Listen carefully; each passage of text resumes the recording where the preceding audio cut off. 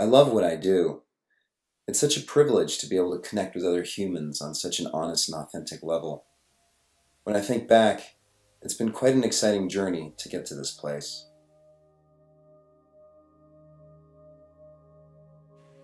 I came to the world of leadership and emotional intelligence training in my 30s. Up until that time, I'd been working hard. So, like many young entrepreneurs, I was driven. Success was about achievement, setting audacious goals, and working hard to accomplish them. And money, of course, was a convenient measure of success. And ironically, it was my financial success that triggered a personal transformation, but not at all in a way that I could have possibly imagined at the time.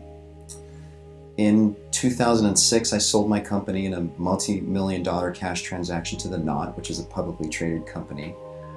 And I committed to a 2-year period where, as vice president for the company, I would spearhead their brand extension into a whole new market, basically leveraging my company's acquisition. And in many ways, this was the American dream. I had made it. But instead of thriving, over the next 2 years, I noticed a continuous slide and drop in my well-being. I noticed how unhappy and stressed the people that I was working with were. Most people I was working with were afflicted by this chronic sense of dis-ease. And to make matters worse, I felt absolutely powerless to affect it in a positive way. And so by the end of 2 years, I found myself in a pretty deep funk, a chronic depression. And I had this scary and unsettling realization that it was time for me to leave my career, something I'd worked so hard to achieve.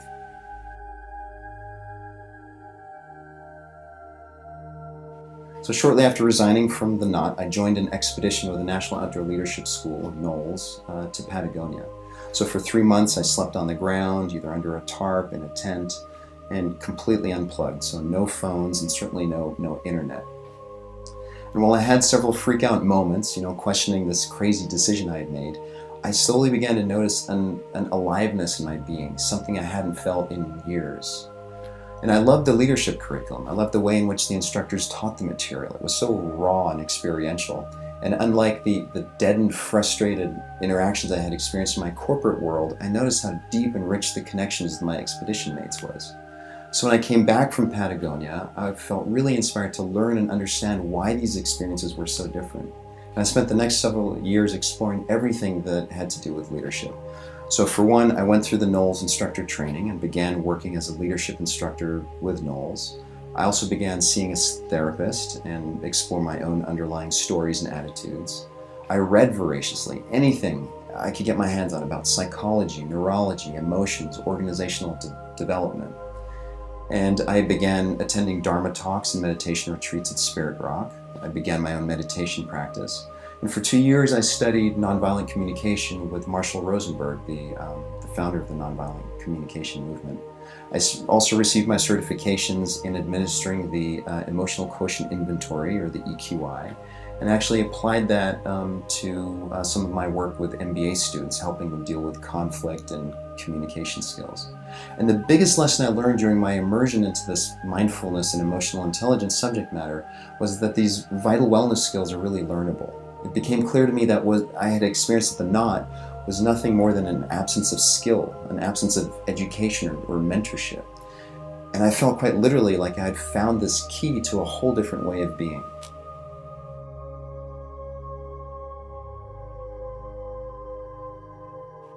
In some sense, I've come full circle back to my entrepreneurial roots. My current venture is called the Experiential Leadership Initiative, or EXLI for short. And I really view it as a vehicle for integrating and codifying the many skills that I've learned about leadership. One of our clients is the UCSF Medical School. And when I first met with the UC leadership, we conducted an exercise in which we posed the question, what constitutes excellent physicianship? And the dean of the school and about 30 other physicians were present. We began writing words up on the board. And I then categorized the qualities that were up on the board into technical and non-technical groupings. And what we found was that about 60% of the items on the wall were considered non-technical. Things like compassion, empathy, good listening skills, and so forth. And we then did the same exercise with the qualifications outlined in the medical school charter. This is a document that spells out the school's expectations of its fourth-year graduates the specific skills and competencies that they are to master. And it includes phrases like demonstrate effective communication skills with diverse population groups, or being an empathetic member of an interprofessional team. And I posed the question to the leadership group in the room: where and how are you teaching these skills, and how do you know if your graduates are actually mastering them? So to illustrate the point, it's clear to everyone, let's say with anatomy, how this works. We know when the course is being taught, and we know what the students' test scores are. But when it comes to being an empathetic member of an interprofessional team, it was quite unclear about how that was being accomplished, let alone measured. And this has led to some interesting pilots that EXLI has been conducting with the medical school. So we have the students take their EQI, we process the results with them, we identify behaviors that they would like to cultivate and some skills that they would like to acquire. And then we introduce them to meditation and mindfulness exercises. We help them cultivate self-awareness around what blocks them from certain behaviors that they would like to have. We help them understand how to better support each other and how to deal with stress and conflict.